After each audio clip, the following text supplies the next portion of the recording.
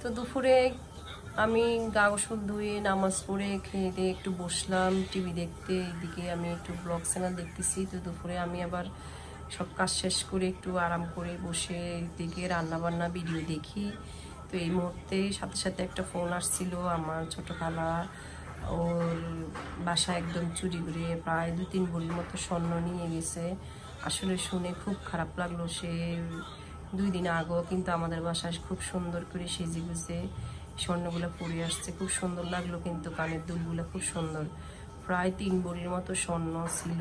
আর অনুমানিক আরও কি ছিল আমি আসলে শিওর জানি না।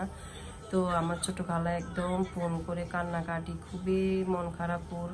তো আসলে ওর কান্নাকাটি শুনে আমার ভীষণ মন খারাপ হয়েছে। তো আসলে কি আমি সবসময় চোরদেরকে মারে, আমি খুব রাগ করি যে চোরদেরকে আসলে মারে কেন, ওদেরকে পুলিশে ধরাই দেয়। তো আজকে মনে হইতেছে চোরে পাইলে আমি মারতাম।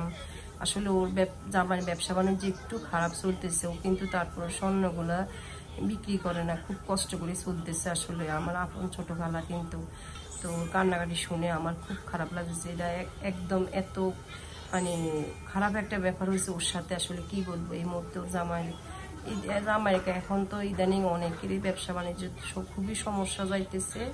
তো ওই জায়গায় ওর একটা ঘটনা ঘটলো। স্বর্ণগুলো সে কিন্তু বিক্রি করলে কিন্তু পারতো, সে করে নাই।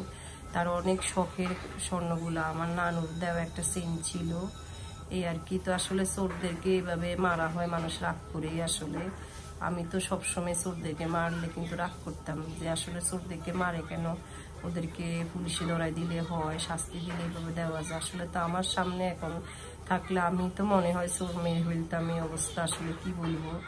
এতগুলা স্বর্ণ খুব কষ্ট করে আসলে জমায় রাখছে স্বর্ণগুলা, যত সমস্যায় যাক এই স্বর্ণগুলা কিন্তু সে বিক্রি করে না। আসলে সুন্দর করে গোছায় রাখি দেয়, পরেও না।